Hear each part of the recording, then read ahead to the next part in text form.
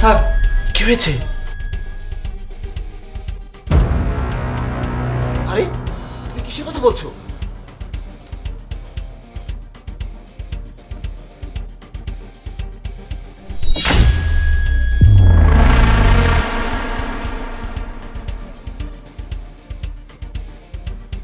Hello, হ্যাঁ আপনি একদম চিন্তা করবেন না। হ্যাঁ ঠিক আছে, আমি এখনই আসছি। হ্যাঁ হ্যাঁ হ্যাঁ আমি এখনই আসছি। হ্যাঁ ঠিক আছে, আমি এখনই আসতেছি। হ্যাঁ হ্যাঁ হ্যাঁ বাবা, আমি চলে আসছি। হ্যাঁ এখনই। কি হয়েছে? আরে আমাদের হাসপাতালে একজন রোগী খুব অসুস্থ, আইসিইউতে ভর্তি। সে নাকি অনেক অসুস্থ হয়ে পড়েছে। মনে হচ্ছে আমি 2-3 দিন আসতে পারবো না। তুমি নিজের খেয়াল রেখো। হ্যাঁ ঠিক আছে, আমি নিজে যত্ন নেব, তুমিও নিজে যত্ন নিও। হ্যাঁ ঠিক আছে। ইমন প্লিজ তুমি আমার সাথে চলো, তোমাকে আমি একটা তালিকা দিব, কিছু জিনিস আনতে হবে। ঠিক আছে স্যার। চলো। স্যার আপনি সব কি করছেন? আমি আপনাকে এত সুন্দর করে দেখলাম যে ম্যাডাম একটা বয়ফ্রেন্ডের সাথে কথা বলছে, তবু আপনি ক্লিনিকে যাচ্ছেন। আমি কোথাও যাচ্ছি না, আমি তাকে বলেছি যে আমি বাইরে যাচ্ছি, কিন্তু আজ আমি বাসায় থাকছি। আমি বাসায় লুকিয়ে থাকবো। শোনো, ওর প্রেমিক আসার সাথে সাথে তুমি আমাকে সংকেত দেবে, আমি আজ ওকে হাতে নাতে ধরবো। ঠিক আছে স্যার। বাহ, এটা খুব ভালো। যাই চলে গেছে, তাও আবার 2-3 দিনের জন্য। এখন আমি ফোন দিয়ে আমার বাবুকে ডাকি।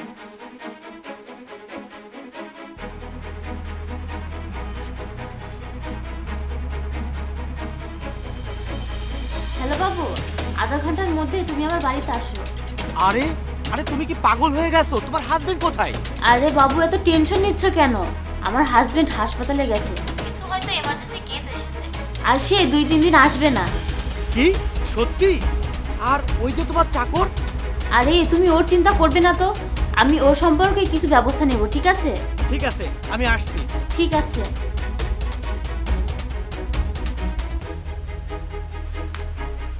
এখন আমি ওর কি করব? ইমন, জি ম্যাম সাহেব। এই আমার কিছু জিনিস দরকার, এটা জরুরি, আমাকে একটা প্রজেক্ট করতে হবে, তুমি আমাকে ওই জিনিসগুলো এনে দাও। কিন্তু ম্যাম সাহেব, স্যার তো আমাকে তালিকা দিয়েছেন, আমি বাজারে যাচ্ছি। আমার জিনিসগুলো আলাদা, আমি তো বললাম আমার একটা প্রজেক্টের জন্য দরকার, এনে দাও। ঠিক আছে, আপনার তালিকাটাও দিন। আমি তোমাকে মেসেজ করব। ঠিক আছে ম্যাম সাহেব। ঠিক আছে। এটাও চলে গেছে।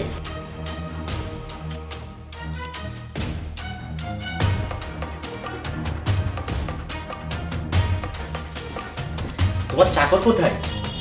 আরে ওকে আমি বাইরে পাঠিয়ে দিয়েছি, সন্ধ্যার আগে ও আর আসবে না। এটা খুব ভালো হয়েছে, এখন আমাদের হোটেলের খরচ বেঁচে গেল। হ্যাঁ, এর জন্যই তো তোমাকে এখানে রেখেছি। স্যার সে চলে এসেছে। ঠিক আছে চলো।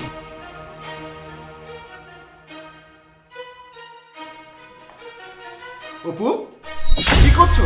আর তোমার সাথে এটা কে? তুমি কোথাও যাওনি? আমি কোথাও যাইনি, আমি বাড়িতেই ছিলাম। আর আমি কোথাও যাইনি, এটাই ভালো হয়েছে। আমি চলে গেলে তো তোমার এই রূপ দেখতে পেতাম। এবার বলো এই ছেলেটা কে? সে সে তো আমার বন্ধু, আমি তাকে আমার নোটের জন্য ডেকেছি। সে তোমার বন্ধু, তাই না? সে যদি তোমার বন্ধুই হয়, তাহলে তুমি আমাকে লুকিয়ে তাকে কেন ডাকলে? আর সে তোমার নোটের জন্য যদি আসে, তাহলে তার হাতে নোট কোথায়? কোথায় নোট?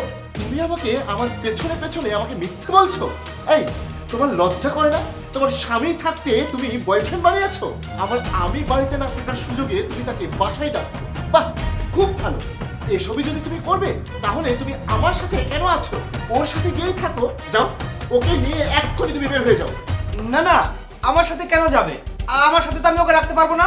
আমি শুধু ওর সাথে ওর টাকার জন্য টাইম পাস করেছি, আমি এর মধ্যে নেই, আমি চলে যাচ্ছি। বাহ বাহ বাহ বাহ, কি দারুণ প্রেম! আমার টাকা তাকে দিয়ে তুমি তার সাথে টাইম পাস করছিলে? আমার কিসের অভাব ছিল? জাহিদ, আমার ভুল হয়ে গেছে, আমি বুঝতে পারিনি, প্লিজ তুমি আমাকে ক্ষমা করে দাও। আমি আর কখনো এমন কিছু করব না। তুমি আমার কাছে ক্ষমা চেও না, আমি কোনো বিশ্বাসঘাতককে ক্ষমা করতে পারবো না। তুমি এক্ষুনি আমার বাড়ি থেকে চলে যাও।